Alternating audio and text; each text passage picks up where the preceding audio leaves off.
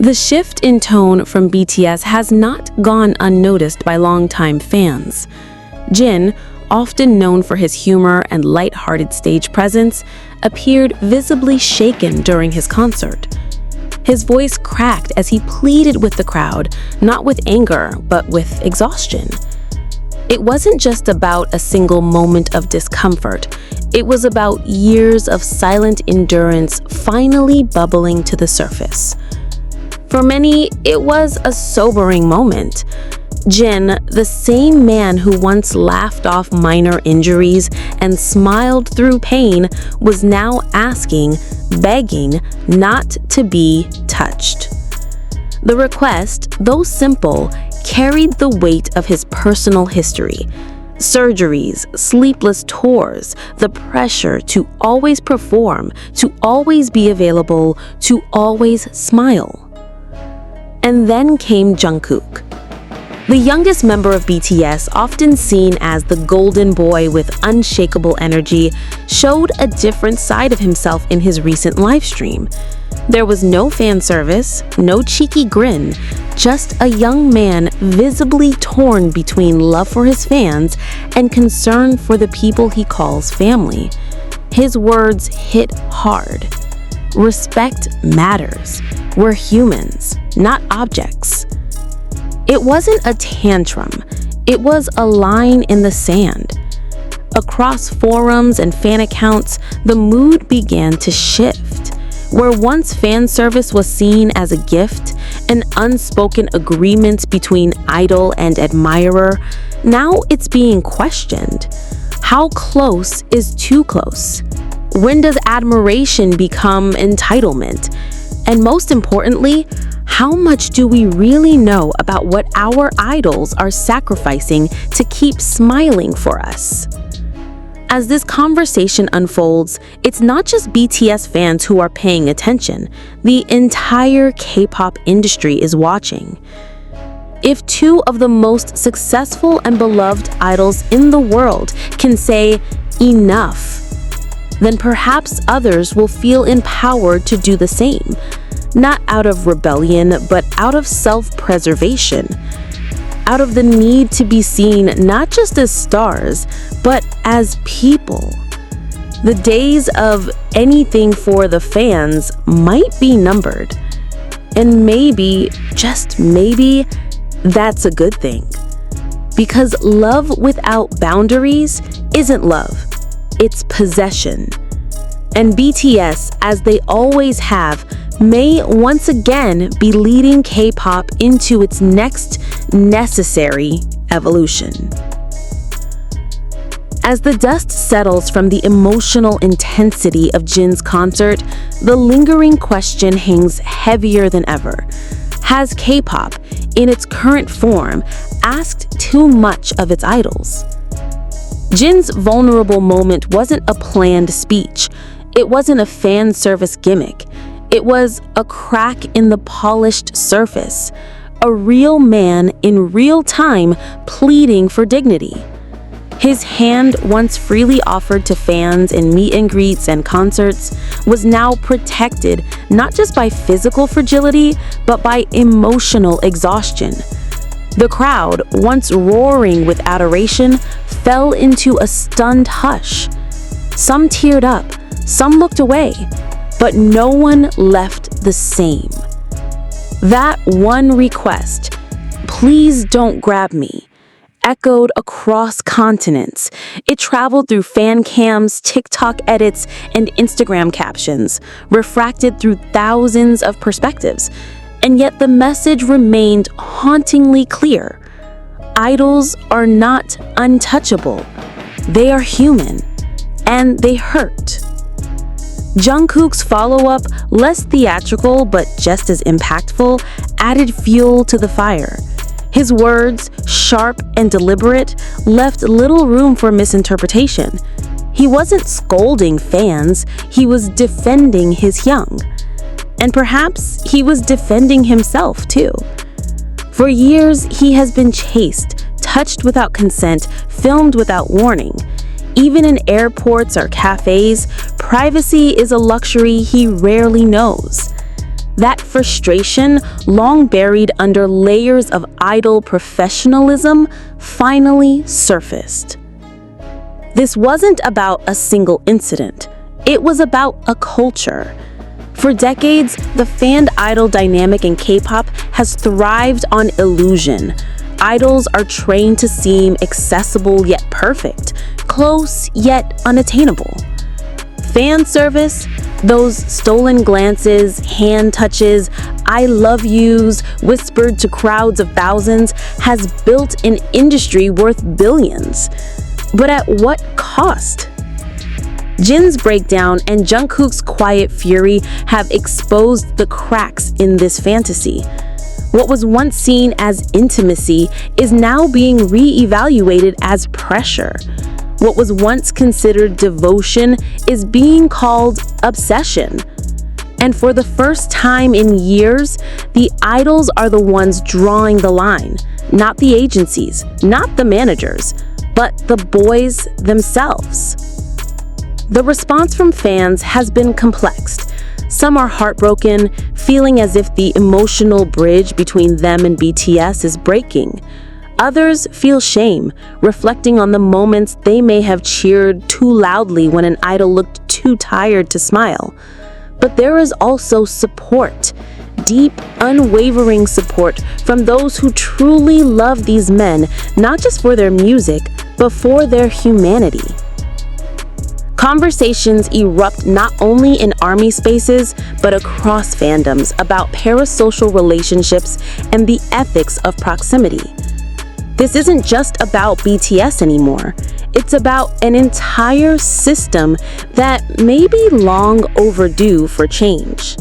Jin and Jungkook may not have meant to start a revolution, but in speaking from their pain, they've cracked open something far bigger than themselves. Whether or not fan service ends, one thing is certain. The days of silent endurance are over, and perhaps for the first time, the industry is being asked to prioritize healing over performance, dignity over demand. And in that, maybe lies the future of K-pop. Not in how close we can get to our idols, but in how far we're willing to go to protect them.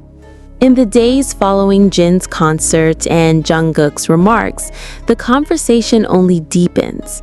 Fans, media outlets, and even some industry insiders have begun to confront an uncomfortable truth. Maybe K-pop has mistaken devotion for ownership. Maybe the unconditional love expected from idols has always come with unspoken conditions, ones that slowly chip away at their sense of agency. What makes this moment so poignant is its timing. Jin had just returned from mandatory military service, a rite of passage that often reshapes idols. There's a gravity in his presence now, a sense that he has outgrown certain games the industry plays. His words weren't just a response to a moment of discomfort. They were a quiet reckoning. For an idol who once joked his way through interviews and waved through pain, to now stand on stage and ask for boundaries, it speaks volumes. It signals growth. It signals that the illusion of invincibility has been replaced with something more human and perhaps more powerful.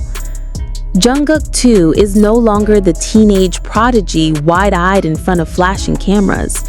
He is a man, hardened by fame, softened by love, and tired of pretending that everything is always okay. His frustration, spoken with restraint, wasn't directed at fans as much as it was at a system that has enabled blurred lines for too long. For years, the industry has told fans that their nearness is a gift.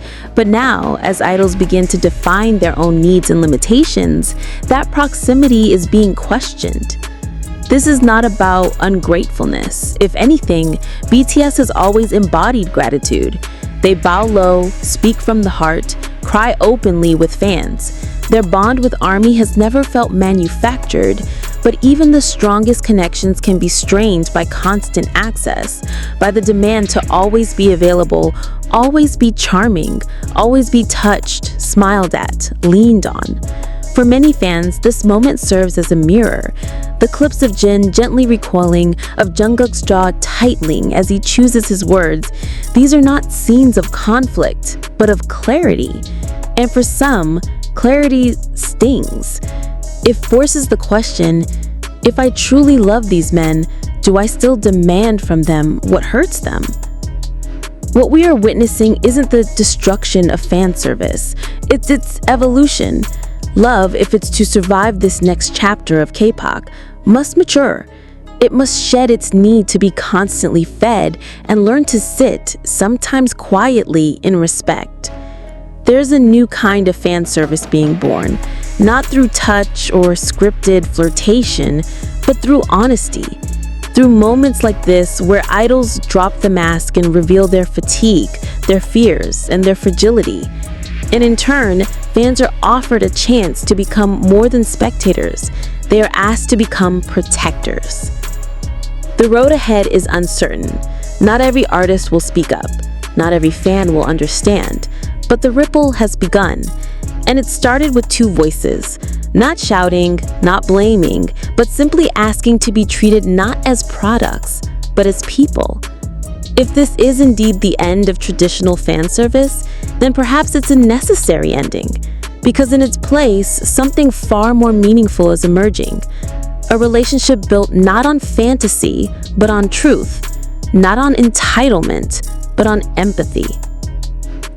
As the conversations swell and the world watches, it becomes clear that this isn't just a fleeting controversy, it's a cultural turning point.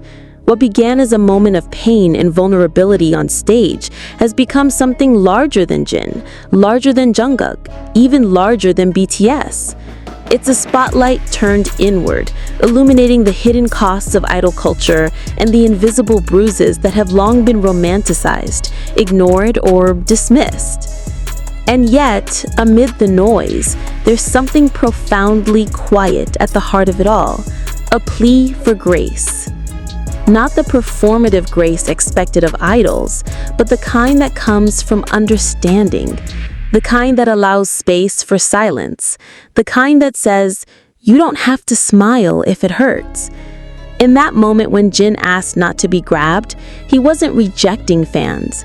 He was inviting them into a deeper kind of love, a love that listens. What we're seeing is the collapse of an illusion, that idols exist to serve emotional need without ever having their own, that the closer you are, the more you care. But closeness is not love. Touch is not always comfort. Sometimes the truest form of love is restraint. For BTS, an act that has broken records, borders, and binaries, this is perhaps their most radical gesture yet. Honesty. Not the kind polished for interviews, but the kind that risks being misunderstood. To speak publicly about boundaries in a culture that thrives on their erosion is not a safe move, but it is a necessary one. And fans are learning too. Slowly, some are stepping back, not out of distance, but out of devotion. They are recognizing that affection doesn't have to be loud or physical or possessive. That respect is not less than adoration. It is its highest form. As the dust begins to settle, what lingers is not scandal or outrage, but something quieter, more sacred, reflection, a collective moment of pause. Maybe this is what growth looks like, not just for idols, but for fandoms, not just for BTS, but for an entire industry. Because if love is to last, as BTS has always hoped it would, it must evolve.